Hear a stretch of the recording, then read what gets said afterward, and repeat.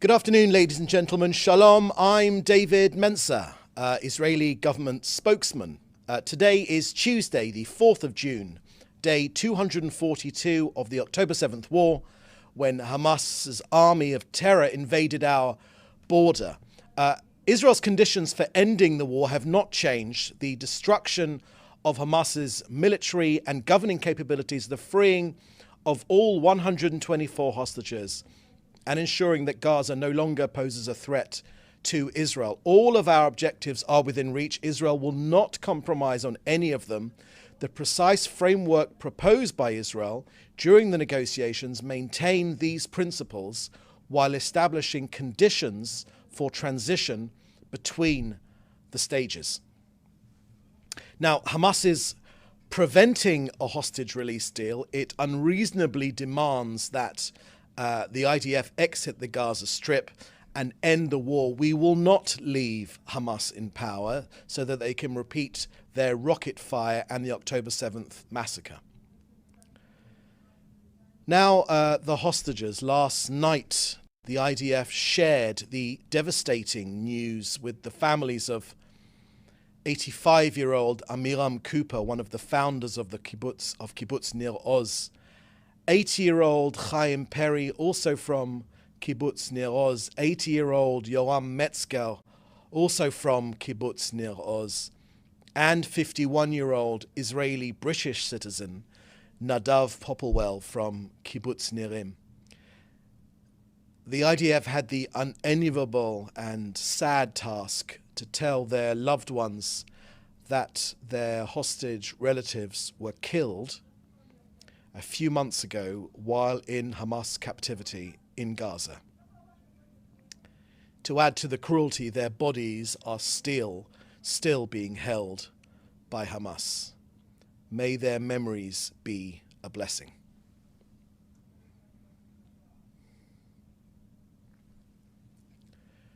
To the north now, where Iran's proxy Hezbollah have increased rocket, drone and mortar fire against Israel. These attacks have caused significant fires. During last night, after more than 9 hours of firefighting, the fire crews brought the Amiyad fire under control. 18 firefighting teams from the north, from coastal and central districts, worked to gain control of fires alongside police and others. This morning, 4 planes from the Elad Air Firefighting Squadron were launched to help the firefighting teams get fires under control. Firefighters have worked throughout the night with very high intensity, great determination, and for long hours. In Kiryat Shmona and Kfar Giladi in the north, firefighters extinguished fires and carried out containment operations. Together with emergency teams of Kfar Giladi, the forces stopped the fire and prevented the spread of fire to damage property. The same happened in Keren Naftali and other areas in the northern district who've also been fighting fires for almost 24 hours in extreme weather conditions while striving to reach out and save lives and prevent damage to property. This is not a sustainable reality. Israel's northern residents, tens of thousands of them, evacuated, will not live under such threat. The Israeli government is committed to ensure their security and the return to their homes. It is up to Hezbollah to decide if this can be accomplished by diplomatic means or by force. Since October 7th, and these attacks from the Lebanese border region, the IDF today confirmed over 100 terrorists eliminated through precise, high-quality, intelligence-led Israeli strikes. Ladies and gentlemen, this country will be defended. We are defending this country, and no one should be surprised by our response. Hezbollah, just like Hamas, have the same Iranian-inspired script to start wars, then to lose them, all the while to cry victim and then repeat. Next, the Prime Minister yesterday appeared at the Knesset Foreign Affairs and Defence Committee. He briefed the committee on the progress of the war in Gaza, with an emphasis on our limited and targeted activity in Rafah, the Philadelphia corridor, negotiations to release our hostages, the issue of the day after the war, Judea and Samaria, West Bank, and Iran. The Prime Minister said, quote, "The claims that we have agreed to a ceasefire without our conditions being met are incorrect," end quote. Now, tomorrow we mark 57 years since the reunification of Jerusalem, our eternal capital. The Jewish people have had an unbreakable bond with Jerusalem, and the State of Israel has established its institutions of government and law there, the foundations of the only democratic state in the Middle East. You know, Jerusalem was the capital of the Jewish people when London was still a swamp and a mere bend in the River Thames. In Jerusalem, there is freedom of religion and worship for all religions. Indeed, the only time there has ever been freedom of access to all religious sites in Jerusalem has been since the city was reunified in 1967. So there's much to celebrate. Now an update from COGAT and their work coordinating aid into Gaza. Just a few hours ago, UNRWA complained that there was almost no fuel available in Gaza to operate critical plants. They called on Israel to provide access to water.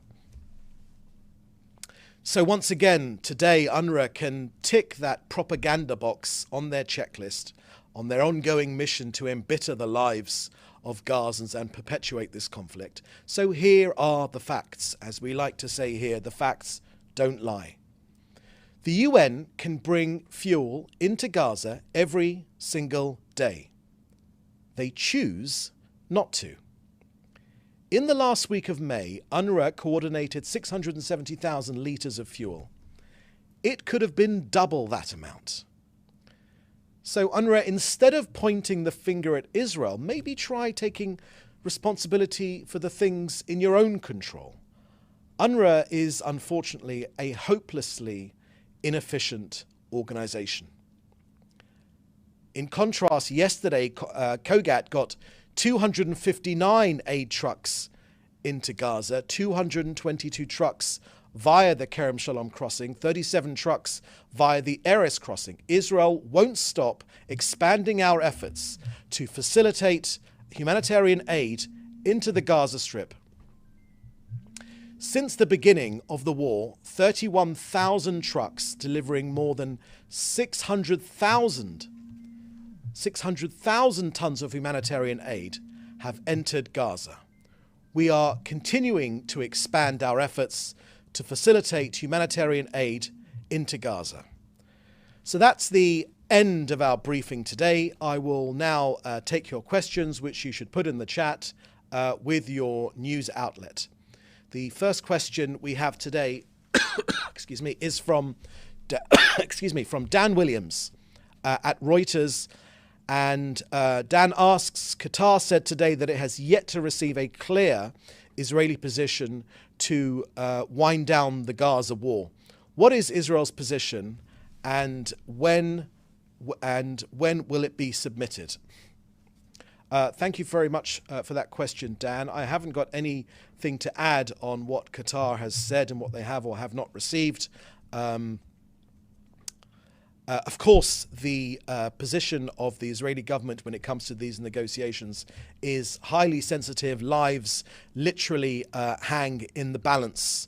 The Israeli position is being made clear, but the principles which we have laid out of the three aims of this war, number one, to ensure that Gaza no longer forms a threat to our people and to Israel and to anyone in the civilized world, to get back our hostages, to bring them home, all of them, the live ones, unfortunately the ones who've been killed, all of them, to bring them home, every single one of them. It occupies every single moment of every waking hour of every day, and for many Israelis, their sleeping hours as well.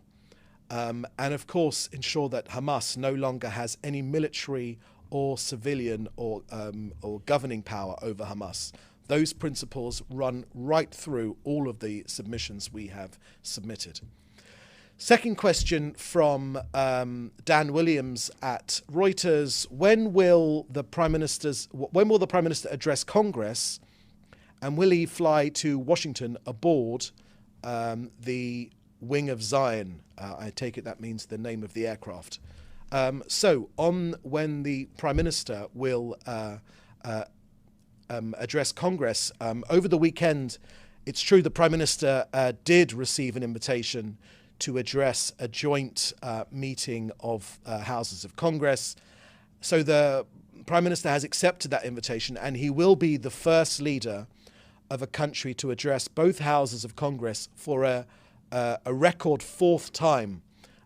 When he received the invitation, the Prime Minister said, I'm very moved to have, quote, I'm very moved to have the privilege of representing Israel before both Houses of Congress and to present the truth about our just war against those who seek to destroy us to the representatives of the American people and the entire world. As for the address, as for the date of that visit to Washington, D.C., the Prime Minister announced yesterday that it would not be the 13th of June, which had been talked about, because that coincides with the Jewish holiday of Shavuot, and dates are currently being coordinated. From Joel Pollack at Breitbart News, his first question is, can Israel fight two wars at once if a larger scale war erupts in southern Lebanon? Thank you very much for that question, Joel. No one should be in any doubt of the IDF's ability to fight the threats against us. You know, it's not just in the war against Hamas in Gaza, but also the war against Hezbollah. This is a seven-fronted war. We're being attacked from Yemen, Judea and Samaria in the West Bank, where a terrorist attack was just thwarted just yesterday, from Iran, Iraq, Syria, and of course Hezbollah in Lebanon and Hamas in Gaza, a seven-fronted war. I would say to you, Joel, no one should be in any doubt whatsoever of Israel's ability to defend itself. Second question from Joel Pollack.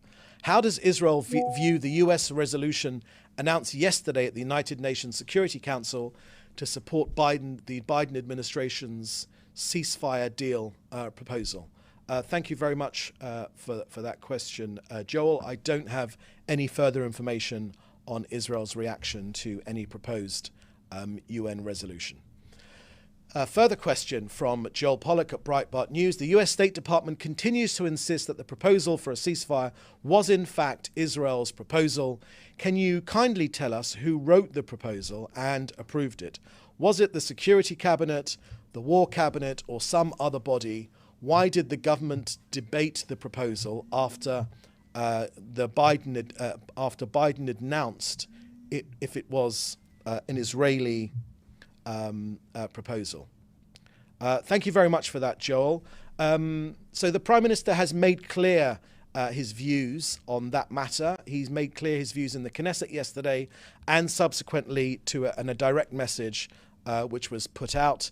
They're available on the Prime Minister's website. You can see the Prime Minister's response to that question. Irrespective of the where the ideas for this latest proposal were born and where they come from, Israel is absolutely determined to, number one, destroy Hamas militarily and also their governing capabilities, to bring back our hostages, and of course to ensure that Gaza never again poses a threat to us. There's no room for wishful thinking here in Israel about Hamas being deterred, or they wouldn't try it again, or they haven't got the ability. They have the will. They have the will to attack Israel again. They show that every single moment of every single day. They've done that for the last 2 decades or so since they took over the control in Gaza. But Israelis And for this matter, there is wall-to-wall support, are simply not willing to live next to this genocidal terrorist organization anymore. Israelis, when they go to bed, north, south, east or west, need to ensure that they don't wake up at 6:30 in the morning with Hamas gunmen staring them in the face. We simply will not accept that possibility anymore. We've had these wars every 18 months or so, and this is the last one. Next question from Jim Williams at Zenga International News. Much has been made of the flow of international aid flowing into Gaza. Has there been any international aid being provided to the displaced residents of Israel? Thank you very much for that question, Jim. So, of course, we take care of our own people here in Israel. Yes, of course, it's difficult. More than 60,000 people displaced up north and from down south as well, a similar number. But the purpose of this war is to ensure that those people can go home and sleep safely in their beds. We're not looking for any handouts from anyone in terms of food aid right now, or ever for that matter. We want victory in this war against this genocidal terrorist army, and we will fulfill that objective. Next question from Fred Eager from Interplanetary News. An affiliated Hezbollah news outlet, Al Akbar, reports that Britain was warned that has warned Lebanon that Israel will launch a large-scale offensive in mid-June. Do you confirm or deny that IDF ground operation in Lebanon is imminent? Thank you for that question, Fred. I've given all the comments I want to give about the situation on Israel's north in my briefing this afternoon, and you can see my comments right there. No one should be in any doubt of Israel's willingness to defend itself. Of course, we will always go for the diplomatic resolution if it's possible to push Hezbollah back to the Litani River, the 1701 UN resolution, which has not for one day ever been adhered to. But we, of course, would like a diplomatic resolution. But if that does not come to pass, then Hezbollah and their Iranian paymasters should be in no doubt about our determination to make sure that this country is defended. Next question from Junko Yasmin Utmazgin from Kyodo News. Firstly, what are the Israeli terms of the negotiations decided at the cabinet meeting last night? Thank you for that question, Junko. We haven't made any releases following any cabinet meetings that may have happened last night or even tonight for that matter. As soon as there are decisions made from those cabinet meetings, they will be passed over in the usual way and made public, as they always are in a democracy. Number two, what happened to the government? What will happen to the government if Smotrich and others leave the cabinet? Thankfully, thank you for that question, Junko. Thankfully, I'm an Israeli government spokesman and not a political spokesman. The Prime Minister has made his views very clear on these subjects. His ultimate objective is to keep this country safe from Hamas and from the other Iranian terrorist forces which are attacking us on seven fronts. But our resolve is absolutely determined. We are determined in this country to face down this enemies. There is only one Jewish state in the entire world, and for generations and generations, Jews were attacked and there was no one to defend us. In the last 76 years since this country was established, and even before that as well, this country has an army. When people attack Jews in Israel, this country will be defended. Next question from Henrietta Charkar from Reuters. US President Biden has said that Netanyahu may be stalling on ending the Gaza war for political reasons.